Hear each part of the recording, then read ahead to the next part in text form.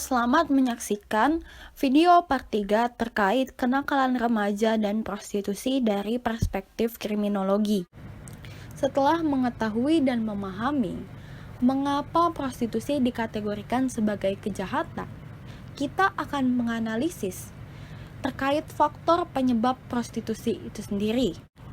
Menurut penelitian yang dilakukan oleh Universitas Mataram, pada pekerja seks komersial di Panti Pijat Timung Salsa, terdapat 4 faktor penyebab prostitusi. Yang pertama, ialah faktor ekonomi. Faktor ekonomi itu terjadi karena banyaknya pekerja seks komersial yang kesulitan mencari pekerjaan atau penghasilan yang sesuai dengan kebutuhannya. Setelah itu, terdapat faktor permasalahan dalam keluarga.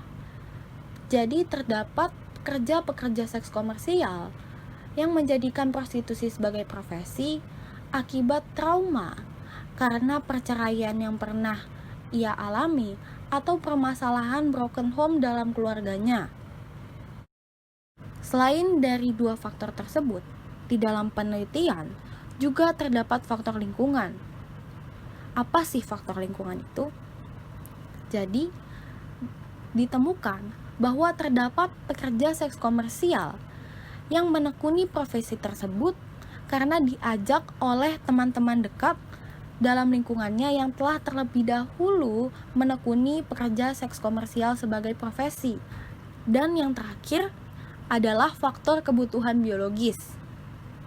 Jadi ditemukan bahwa terdapat pekerja seks komersial yang menekuni profesi tersebut akibat kebutuhan biologis dirinya sendiri.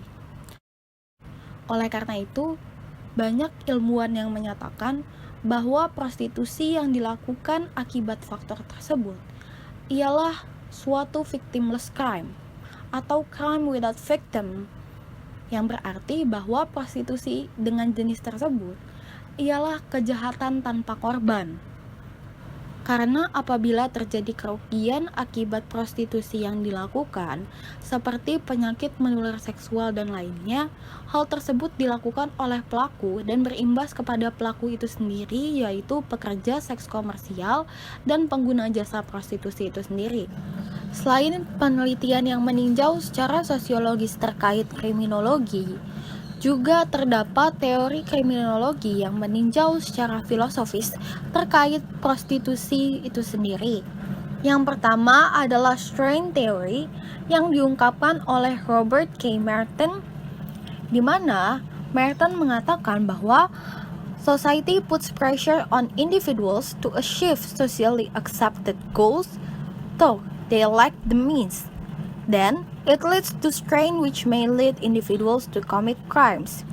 Yang pada intinya, Merton mempercayai bahwa standarisasi sosial menekan individu untuk mencapai tujuan atau kesuksesan yang telah distandarkan oleh masyarakat sekitar. Namun, banyaknya individu yang kekurangan sarana untuk mewujudkan hal tersebut secara lurus atau benar. Sehingga hal tersebutlah yang menjadikan individu-individu yang tidak memiliki sarana untuk mencapai tujuan tersebut mengambil jalan pintas dengan melakukan kejahatan.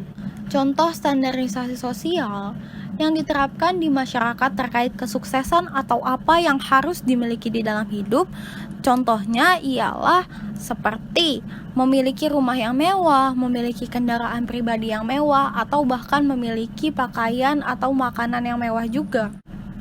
Hal-hal tersebutlah yang menurut Merton menjadi tekanan atau faktor terjadinya kejahatan-kejahatan atau perilaku menyimpang dari norma dan etika yang ada di masyarakat seperti perilaku prostitusi itu sendiri.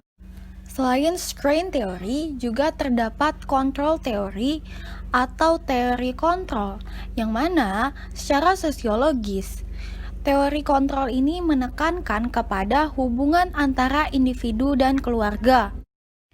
Teori ini mempercayai bahwa semakin banyak waktu yang dihabiskan bersama keluarga, serta fungsi kontrol yang efektif dari keluarga dapat menurunkan kemungkinan untuk berperilaku menyimpang termasuk prostitusi.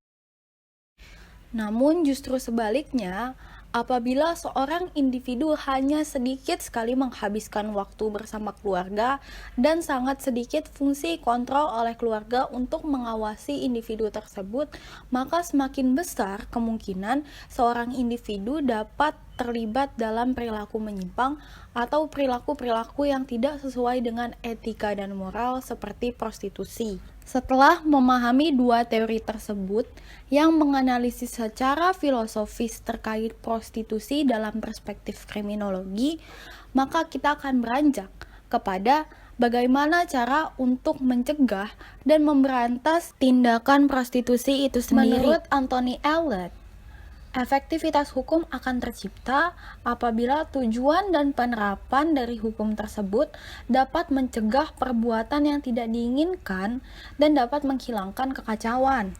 Untuk mencapai efektivitas hukum tersebut, penerapan hukum haruslah baik, di mana penerapan yang baik tersebut ialah harus didasarkan kepada sistem hukum yang baik pula. Untuk mencapai sistem hukum yang baik, kita harus membenahi 3 komponen utama menurut Lawrence M. Friedman, yaitu yang pertama adalah legal substance. Legal substance ialah substansi hukum yang termaktub di dalam peraturan perundang-undangan yang berlaku di suatu wilayah.